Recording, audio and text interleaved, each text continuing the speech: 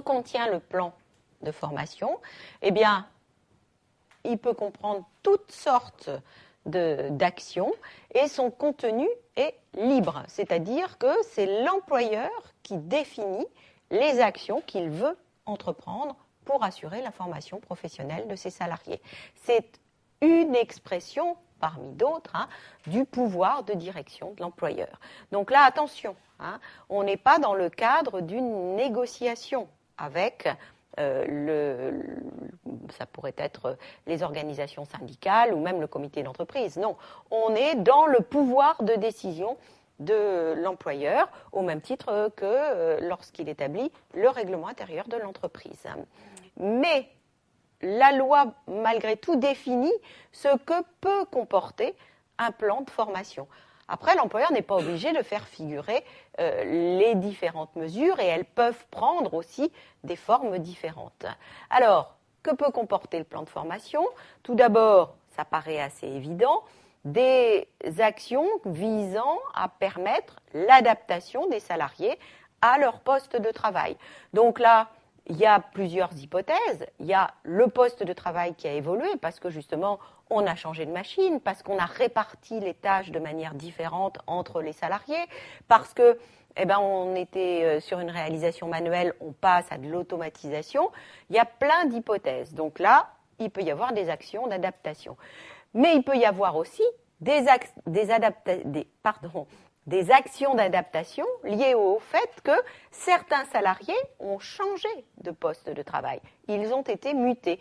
Eh bien, l'employeur peut à ce moment-là engager une action de formation pour assurer donc une adaptation parfaite au nouveau poste de travail. Petit rappel très important, l'inadaptation d'un salarié à son poste de travail, ça peut être à l'origine d'une sanction. Ça peut constituer une faute professionnelle et il peut donc y avoir sanction. Mais pas s'il n'y a pas eu, si l'employeur n'a pas fait en sorte que le salarié puisse s'adapter. Le salarié a été muté professionnellement sur un nouveau poste. Il s'avère finalement qu'il n'est pas adapté, il ne s'adapte pas à ce nouveau poste de travail. Eh bien, l'employeur peut sanctionner, mais à condition d'avoir permis au salarié de s'adapter à son poste de travail. Si en revanche, aucune formation n'a été prévue pour qu'il puisse justement s'y adapter dans de bonnes conditions, à ce moment-là, l'employeur ne pourra pas sanctionner. Donc c'est très important que l'employeur, justement, qui envisage de faire évoluer les postes de travail ou de muter des salariés sur d'autres postes, eh bien, donne la formation professionnelle nécessaire à une adaptation correcte des salariés. Faute de quoi, il ne pourra pas sanctionner s'il n'y a pas justement une bonne adaptation au poste de travail. Voilà, donc ça c'est très important, cette petite précision que l'employeur doit faire en sorte que les salariés puissent s'adapter à l'évolution de leur poste de travail ou à des changements de poste. Et puis, autre volet, donc des actions d'adaptation, mais également des actions liées à l'évolution des emplois ou au maintien dans l'emploi. Certains secteurs d'activité évoluent énormément.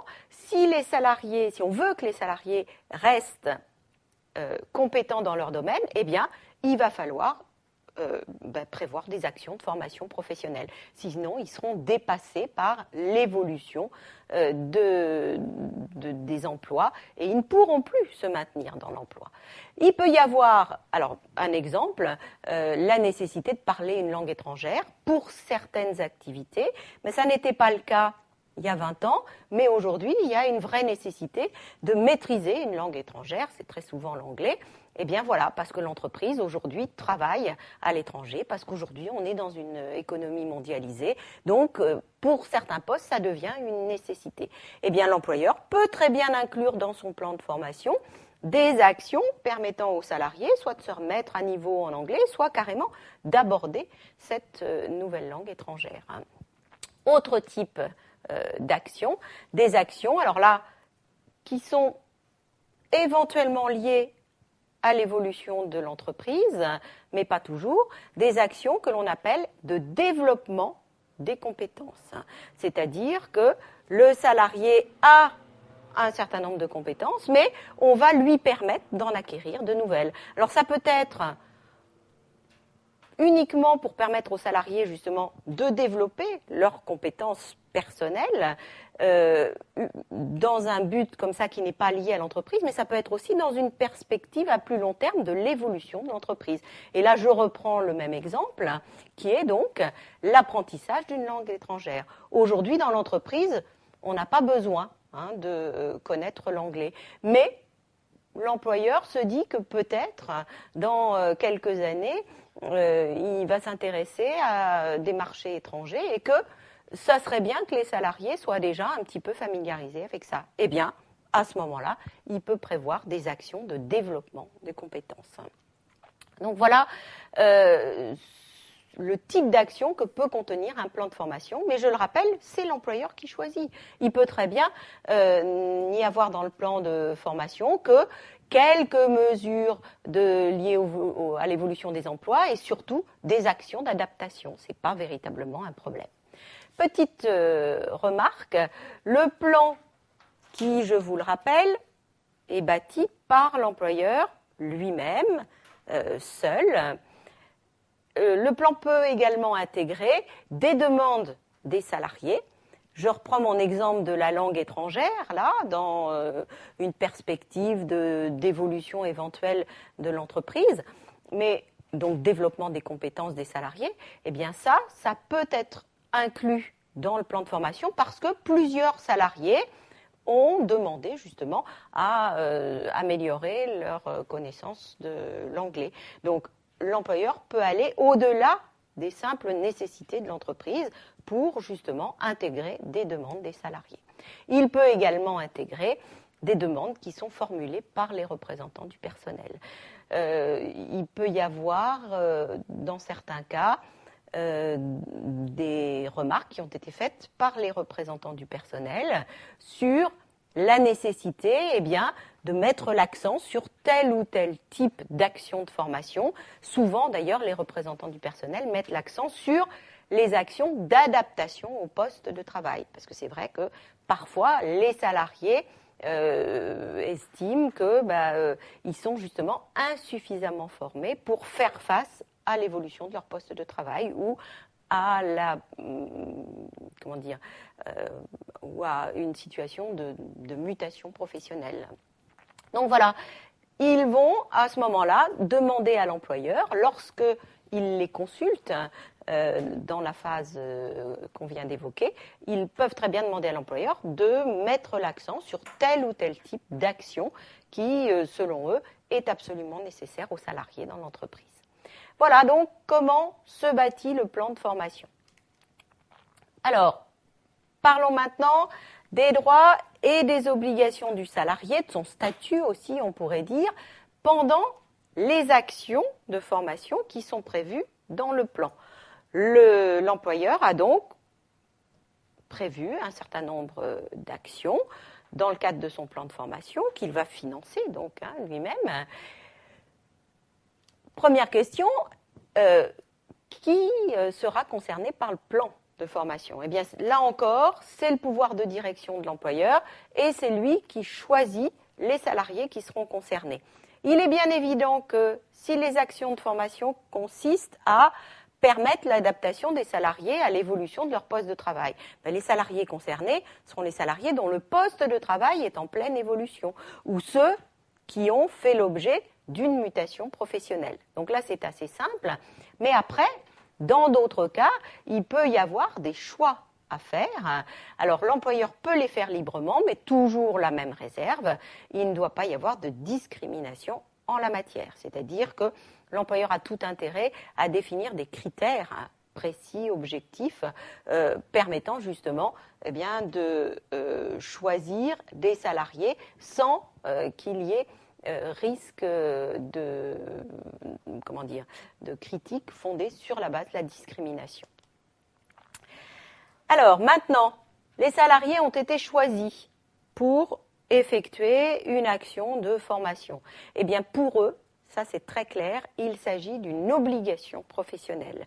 Le salarié ne peut donc pas refuser de faire un stage qui est prévu dans le plan de formation, qu'il s'agisse d'une action d'adaptation ou de toute autre action de formation. Donc le refus d'effectuer une action de formation, c'est une faute professionnelle et ça justifie une sanction.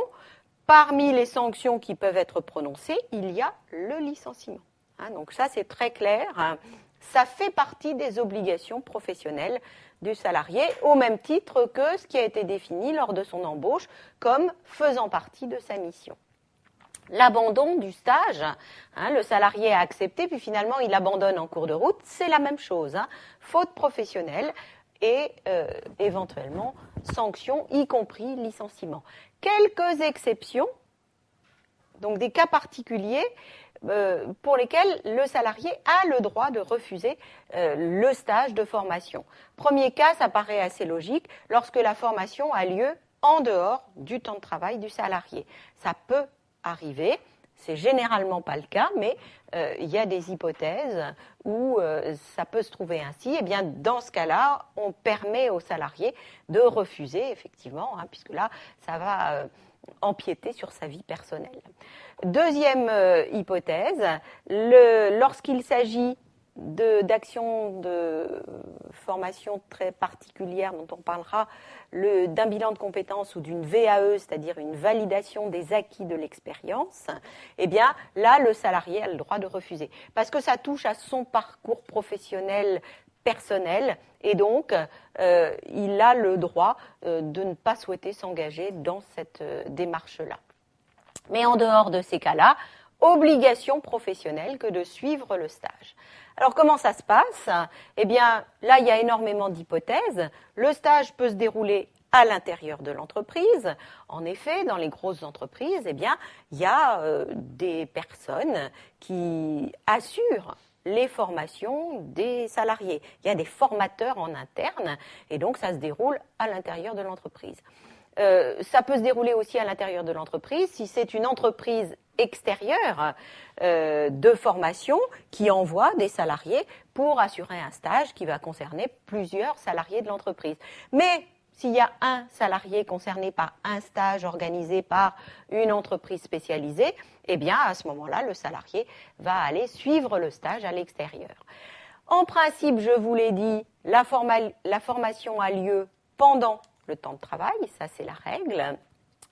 Cependant, pour les actions qu'on appelle de développement des compétences, il y a possibilité que le stage ait lieu en dehors du temps de travail.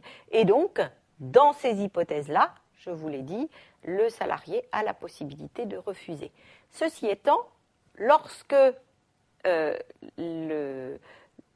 la formation a lieu en dehors du temps de travail, le législateur prend en compte cette contrainte supplémentaire pour le salarié et du coup, il fixe une limite. La limite, c'est 80 heures pour une année, pas plus, en dehors du temps de travail.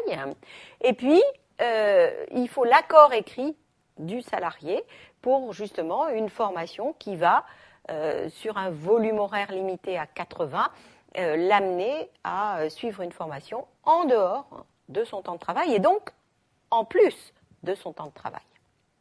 Et puis, c'est pris en compte par le fait que si un salarié doit se former en dehors du temps de travail et en plus du temps de travail, l'employeur doit lui verser ce qu'on appelle une allocation de formation. On en reparlera plusieurs fois de cette allocation et elle a un montant précis puisque elle représente 50% de la rémunération de référence du salarié. C'est-à-dire que, si un salarié est payé à 10 € de l'heure, salaire, rémunération de référence, c'est un petit peu plus compliqué que ça, je schématise, mais on arrive à du 10 € de l'heure, l'employeur, pour toutes les heures de formation en dehors du temps de travail, devra verser à l'employeur, au salarié, une somme égale à la moitié de son salaire, c'est-à-dire 5 € par heure de formation en dehors du temps de travail. Donc on prend en compte là l'effort en fait qu'on va demander au salarié, puisque en plus de son temps de travail, il va devoir se former. Voilà, donc c'est destiné aussi là à limiter les refus des salariés de ces actions de formation qui se déroulent en dehors du temps de travail. Statut du salarié maintenant, pendant les actions de formation figurant dans le plan de formation. Je vous rappelle, on est toujours dans le cadre du plan de formation. Il ne faudra pas confondre, tout à l'heure nous allons parler du CIF, et là le statut n'est pas du tout le même. Donc statut du salarié, c'est très simple, maintien du contrat de travail. Il n'y a pas de suspension du contrat de travail pendant les actions de formation qui sont engagées dans le cadre du plan mis en place par l'employeur. Maintien du contrat de travail et donc maintien intégral de la rémunération. Et cette rémunération continue à être versée par l'employeur. Voilà. Donc là, c'est vraiment très simple en ce qui concerne ce statut du salarié. Ça ne change rien donc à son statut habituel. Petite précision qu'il est bon de donner, lorsque le salarié a suivi la formation, l'employeur qui lui a demandé donc de se former ainsi ou d'améliorer sa formation ou de s'adapter à son poste de travail, n'a aucune obligation de lui accorder une promotion et une augmentation de salaire, par exemple. Donc, ça n'est pas un droit du salarié que d'obtenir en contrepartie de la formation une promotion. Sauf, évidemment, si c'était défini ainsi, si on s'était mis d'accord et si l'employeur avait dit, par exemple, je m'engage pour tous les salariés qui vont accepter telle action de formation, à accorder une promotion ou un surcroît de rémunération. Et puis, bien sûr, l'employeur s'engage quelquefois à améliorer la rémunération ou le niveau hiérarchique du salarié qui a suivi l'action de formation, mais à condition que les résultats du stage soient satisfaisants. Donc ça, c'est souvent une double condition. Mais retenez que la règle normale est que le salarié a l'obligation professionnelle de se former, c'est-à-dire de suivre les actions de formation, sans pour autant pouvoir prétendre de plein droit à une amélioration de son niveau hiérarchique ou de sa rémunération.